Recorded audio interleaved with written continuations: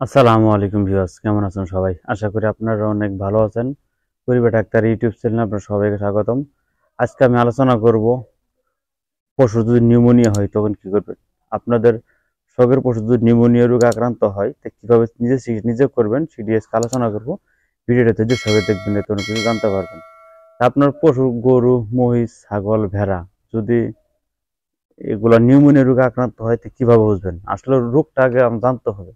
ঠিক আছে, রোগ ধরেই কিন্তু আপনার চিকিৎসাটা দিতে হবে। ঠিক আছে, তা আপনার এই নিউমোনিয়া রোগে আক্রান্ত হলে কিভাবে আপনি বুঝবেন সেটা আজকে আলোচনা করবো। আগে লক্ষণগুলো আলোচনা করবো, লক্ষণ শুনতে হবে আপনাকে, তবে কিন্তু চিকিৎসা দিতে পারবেন। তা আপনার পশু যেটাই হোক না কেন, গরু, মহিষ, ছাগল, ভেড়া, যেটাই হোক না কেন, কিন্তু প্রথমে দেখবেন আপনার পশু কিন্তু জ্বর হবে।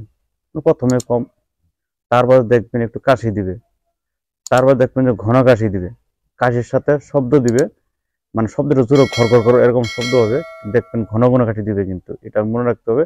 শ্বাস প্রশ্বাসের জোরে জোরে নেবে, এবং প্রাণী যে মানে শব্দটা এতটাই বেড়ে যাবে, যখন শ্বাস প্রশ্বাসটা নিবে মানে তার অনেক কষ্টদায়ক হবে। এটা আপনারা দেখবেন, তখন খাবারও কিন্তু রুচিটা কিন্তু কমে যাবে। আপনারা জানেন মানুষের কাছে যেটা যদি কোনো আক্রান্ত হয় তখন কিন্তু তার খাদ্য রুচিটা কমে যায়। এটা দেখবেন। এরপর সর্দি মানে নাক দিয়ে মুখ দিয়ে সাদা সর্দি বের হবে, সাদা পানির মতো পড়তে থাকবে। এগুলো দেখলে কিন্তু বুঝবেন যে আপনার পশু কিন্তু নিউমোনিয়া রোগে আক্রান্ত হয়েছে। এগুলো যদি মনে রাখেন, এই লক্ষণগুলো মনে রাখলে কিন্তু ধরতে পারবেন যে আপনার পশুর নিউমোনিয়া রোগে আক্রান্ত হয়েছে। এখন আমরা বুঝলাম নিউমোনিয়া রোগে আক্রান্ত হয়েছে, এখন নিউমোনিয়া রোগের যে চিকিৎসাটা কিভাবে দেবো সেটি এখন আমরা আলোচনা করবো। ভিডিওটা ধৈর্য সহকারে দেখবেন, টেনে হেসে দেখবেন না।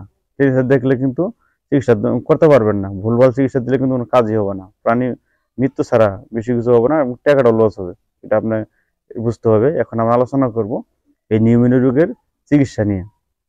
প্রথমে আমরা অ্যান্টিবায়োটিক দিব, মানে এই যে নিউমোনিয়া রোগের যে রোগ জীবাণুটা ব্যাকটেরিয়া মারার জন্য প্রথমে আমরা কিন্তু অ্যান্টিবায়োটিক খাওয়ার সময় থাকি, সেটা হলো ইঞ্জেকশন। এটা ডিমিডিন, ডায়াডিন, তারপর সালফাসল।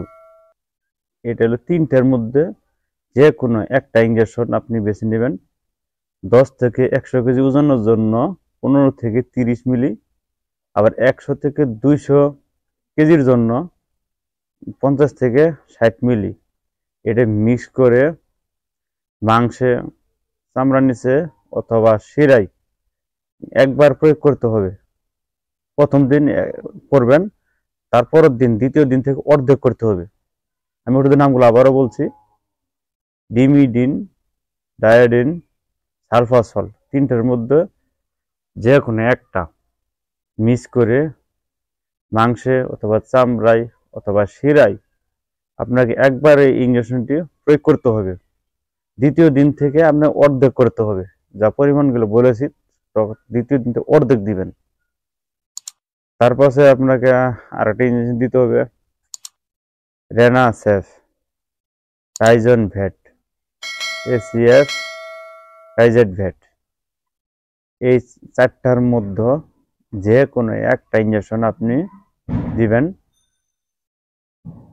25 কেজি ওজনের জন্য 1 মিলি করে দিনে একবার 3 থেকে 5 দিন আপনাকে ইঞ্জেকশন দিতে হবে।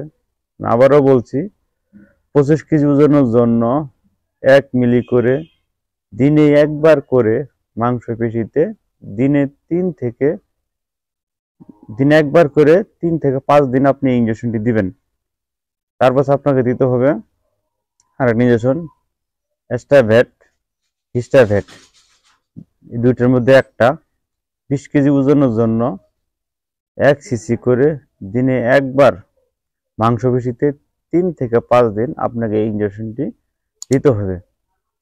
তারপর আপনি ইঞ্জেকশন গিয়েছে, এই ইঞ্জেকশন কিন্তু আপনার দিতে হবে। এখন আবার এই যে আপনার যে গরু যে কাশাকাশি করে সর্দির জন্য, এই কাশ দূর করার জন্য একটা কাপ আছে, এই সিরাপ, এই যে কফ 500 মিলি। এটা আপনি মাঝারির জন্য, মানে মাঝারি পশু হয় 50 ml থেকে 100 ml 1 লিটার পানিতে মিশিয়ে দিনে 2বার করে 3 থেকে 5 দিন আপনি খাওয়াতে হবে। আমি আবারও বলছি, এই সিরাপটা, কফ সিরাপটা 500 ml। এটা মাঝারি পশুর জন্য 50 থেকে 100 ml আপনি 1 লিটার পানিতে মিশিয়ে দিনে 2 বার করে 3 থেকে 5 দিন আপনি এই সিরাপটি খাওয়াবেন। তাহলে আপনার পশু কিন্তু এই যে কাশিটা থাকবে না। ইনজেকশনগুলো দিলে আপনার রোগটাই চলে যাবে, আর কাশিটা কিন্তু সিরাপ কিন্তু খাওয়াতে হবে। সিরাপ যদি না খান কাশি কিন্তু থাকবে কিন্তু, ঠিক আছে? আপনার খাওয়াতে হবে। আমি যে চিকিৎসাগুলো বললাম সেগুলো যদি মন দিয়ে শুনে থাকেন, ভিডিও যদি দেখে থাকেন, অবশ্যই কিন্তু আপনার পশু চিকিৎসা ইনশাল্লাহ নিজেই করতে পারবেন। আমি আবার ফিরে আসবো নতুন কোনো ভিডিও নিয়ে।